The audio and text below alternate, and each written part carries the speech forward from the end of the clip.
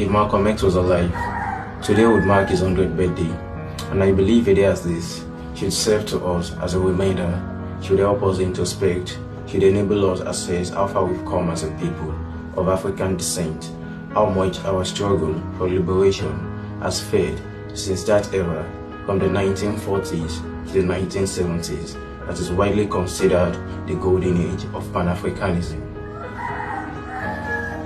Malcolm X, Al-Hajj Malik Al-Shabazz, was born Malcolm Little on the 19th day of May in the year 1925 to the family of L. Little and Louisa Norton Little in Nebraska. From a very young age, when his mind was still very much impressionable, Malcolm X became familiar with the ideals of Pan-Africanism through his father, L. Little, who subscribed to the ideals and of Marcus Mosiah Garvey, a Jamaican-born Pan-Africanist. The flight for threats or discourage my people. Because whatsoever education I acquired after their sacrifice of over 300 years, I shall use for the salvation of the 400 million black people of the world. And the day when I forsake my people, may God Almighty say there shall be no more life for you. From this very little age, Malcolm X knew and he understood very much that the struggle for liberation of every single person of African descent is tied to the struggle of the African continent and more holistically to the success of Pan-Africanism. Sees the only hope for the black man in America in a strong Africa and the necessity of the Afro-American becoming inseparably linked with the overall program that's existing on the African continent. This era in which Malcolm X was born is a very peculiar era because it witnessed the surge and the growth and success of Pan-Africanism right from that very first Pan-African conference that took place in London in the year 1900. This era saw people from all walks of life come together to lend a collective voice to the struggle for liberation of people of African descent. It even cut across colonial boundaries because it involved people from French-speaking world to the English-speaking world. It cuts across geographical boundary as people from the mainland United States of America to people from the West Indies to people on the continent of Africa itself and people in Europe.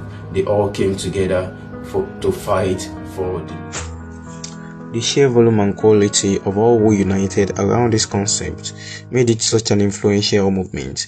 It boasted of great scholars whom from the late 19th century to the early 20th century laid the intellectual framework of Pan-Africanism from the English-speaking world to the French-speaking world, English-speaking mostly from the Caribbean and the United States of America, included names like Arthur Alphonsus Schomburg, J. A. Rogers, Eric Williams, George Padmore, Howard Moody, Sylvester Williams, Carter J. Woodson, Robert Harrison, W. E. B. Du Bois, and from the English-speaking part of the African continent itself came a strong voice in Joseph Kesley Hayford, who presented his own liberation struggle in his great poem, Ethiopian Unbound.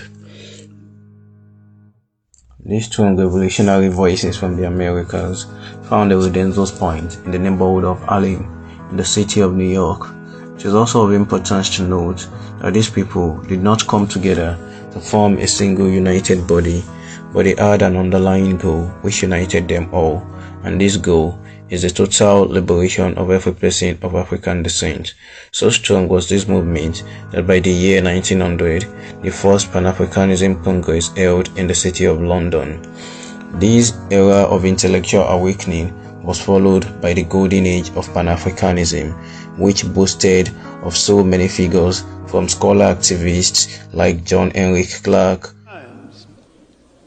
Education has but one honorable purpose, one alone. Everything else is a waste of time, and that is to prepare you to be a proper handler of power. If nothing else, power over yourself. And so many of them to celebrities like Nina Simone, Muhammad Ali, Miriam Makeba, Bob Marley, and so many of them. Human rights activists like Malcolm X, Martin Luther King Jr., Stokely Carmichael, and so many of them, student pressure groups like the Black Panther movement, which was founded by O.A.P. Newton and Bobby Seals. So organized and strong was Pan-Africanism movement in this era that even universities like Howard and Fisk University became hotbed for Pan-Africanism. This wave reverberated on the continent of Africa itself, as many young Africans who were schooled in Europe and America tapped into it. By the year 1940, when the Second World War raged, movement for decolonization had begun in most parts of the world, from India to the West Indies and the continent of Africa itself, led by Pan-Africanists like Osagyefo Kwame Nkrumah in Ghana. There is a new African in the world. That new African is ready to fight his own battle and show that after all, the black man is capable of managing his own affairs. Julius Nyerere in Tanganyika, Jomo Kenyatta in Kenya, Patrice Emery Lumumba in Belgian Congo. So strong was this movement that it prompted the famous Wind of Change speech by Harold Macmillan in Cape Town in the year 1960. South Africa is blowing through this country. Whether we like it or not, this growth of national consciousness is a political fact. We must all accept it. South Africa was not left out too, because its struggle against apartheid was tied to the global Pan-Africanism movement, with figures like Robert Mangaliso Sobukwe with his PARC movement, Steve Bantobi and Chris Hani.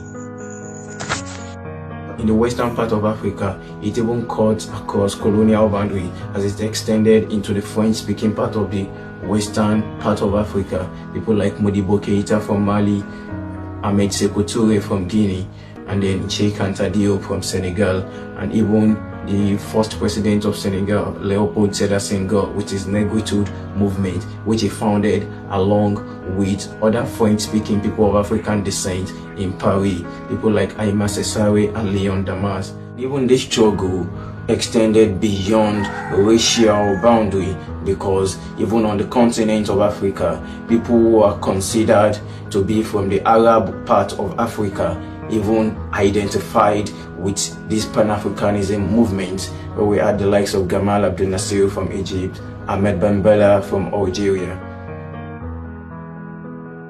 Malcolm X died in the year 1965, and his death marked one of the many calculated and targeted actions by the colonial powers to sabotage global Pan-Africanism, seeing how much result it had yielded. Coups were sponsored on the continent of Africa, from the DR Congo to Togo to Ghana. Economic sabotages were also targeted at newly formed African states who chose to shun capitalism, like Tanzania under Julius Nyerere. Afro-liberation activists were also targeted in the United States of America and other parts of the Western world. That the fire of Pan-Africanism died by the late 1970s and completely in the early 80s with the death of Thomas Sankara. A critical assessment of Pan-Africanism and the Afro-liberation struggle today reveals it has succumbed to the cyclical theory of Ibn Khaldun, which states that hard times make strong men make good times make weak men, and weak men in turn make hard times. This is true since the harshness of slavery, colonization, apartheid, lynching, and other vices created the hard men of yesterday who fought with all they had and achieved independence and certain level of freedom. This good time they achieved has created weak men out of the current Afro-descended people all over the world. Collective purpose is lost, knowledge is lost, activism is lost. Many that claim to be Pan-Africanist today, especially celebrities, only do so to score some selfish social points and gain social media wows. So bad that the labor of those hard men of yesterday is going completely to waste. On this day of Malcolm X, I hope the spirit of activism and true Pan-Africanism surges again.